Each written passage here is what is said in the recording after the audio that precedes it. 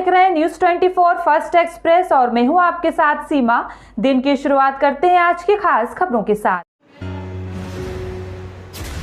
पूर्व घोषित कार्यक्रम के तहत आज भाकपा माले ने बेंगाबाद में एक प्रतिवाद मार्च निकालकर विगत 24 अक्टूबर को अपनी बेटी के साथ छेड़खानी का विरोध करने पर बेल्डी निवासी उपेंद्र गोस्वामी के स्थानीय कुछ अपराधियों द्वारा नृशंस तरीके से चाकू से मारकर हत्या कर दिए जाने की घटना का विरोध करते हुए तत्काल सभी हत्यारों को गिरफ्तार करने सहित पीड़ित परिवार के लिए पर्याप्त मुआवजा और उनके बच्चों का नामांकन सरकारी आवासीय विद्यालय में कराने की जोरदार तरीके से मांग की है।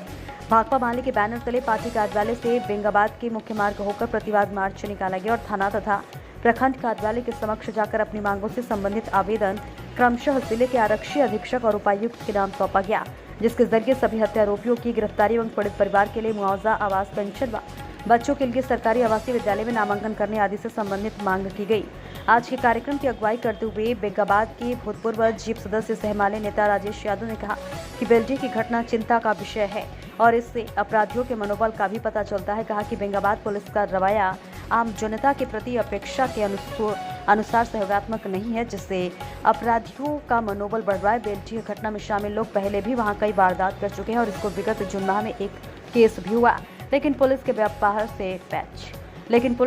से पीड़ित व्यक्ति का मनोबल गिरा, अपराधी बेलगाम हुए और अब घटना सामने आई है।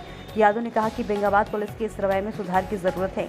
माले नेता के अनुसार उपेंद्र गोस्वामी अपने घर का एकमात्र कमाऊ सदस्य था, इसके बिना उसका पूरा परिवार ही संकट में आ गया है, इसलिए उस परिवार को मुआवजा, आवास, पेंशन, बच्चों की शिक्षा आदि की व्यवस्था निहायत जरूरी है। अब बताओ, लोग प्रतिवाद मार्च के जरिए हम लोग पुलिस प्रशासन को एक निवेदन करने के लिए हम लोग आए हैं कि ये 24 तारीख को जो घटना हुई है उपेंद्र गोस्वामी की, जिस तरीके से चाकू से मार करके नृशंस तरीके से हत्या इसलिए कर दी गई कि उसने अपनी बेटी के साथ छेड़खानी का विरोध लगातार किया। तो ये कोई भी सभ्य समाज और पुलिस प्रशासन कोई भी इसको सही नहीं कहेगा, लेकिन जिस तरीके से हमने देखा कि उस घटना में जो शामिल लोग हैं, मैं स्पष्ट रूप से बताना चाहता हूं कि जो इस घटना में शामिल लोग हैं वही लोग इसके पहले भी उस गांव में कई घटना को किए।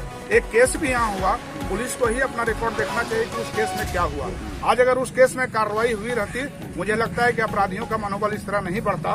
तो इस तरीके से पूरा मामला सामने आया है। आज हम लोग आरक्षी अधीक्षक महोदय के नाम से यहाँ के पुलिस निरीक्षक के माध्यम से आवेदन दे रहे हैं और हम मांग कर रहे हैं कि सभी हत्यारोपी गिरफ्तार किए जाएं। और इसमें जो भी दूसरे सवाल हम लोग रखे हैं, जैसे यहाँ पर आम जनता के साथ कई दफे हम लोग देखे हैं कि यहाँ पर जो मार खाने वाला व्यक्ति है वो कहीं न कहीं से यहाँ उसके साथ यहाँ व्यवहार सही तरीके से नहीं होता है।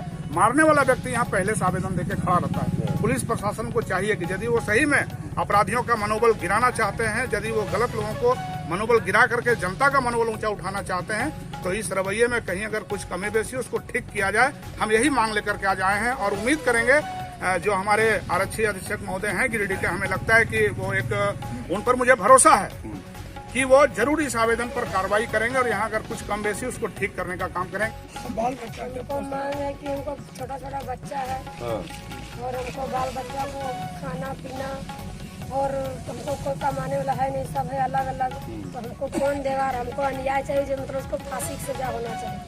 पुलिस प्रशासन जो है वो गरीब बुजुर्गों के लिए खड़ा होना चाहिए, उनके पक्ष में खड़ा होना चाहिए। और दूसरी बात है, उन पर कुछ लोग अपनी समर्थन किए हैं, लेकिन जो बाकी और हत्यारे लोग हैं उनका जल्द से जल्द यहाँ पर गिरफ्तार करें और यहाँ उसका फैमिली जो एकदम बेघर हो गए हैं, बेसहारा हो गए हैं, उन फैमिली के लिए सरकारी सुविधा जो उपलब्ध है वो दिलाएगा। के लिए इतना ही। खबरों का सिलसिला लगातार जारी है, बने रहिए न्यूज़ 24 फर्स्ट एक्सप्रेस के साथ। नमस्कार।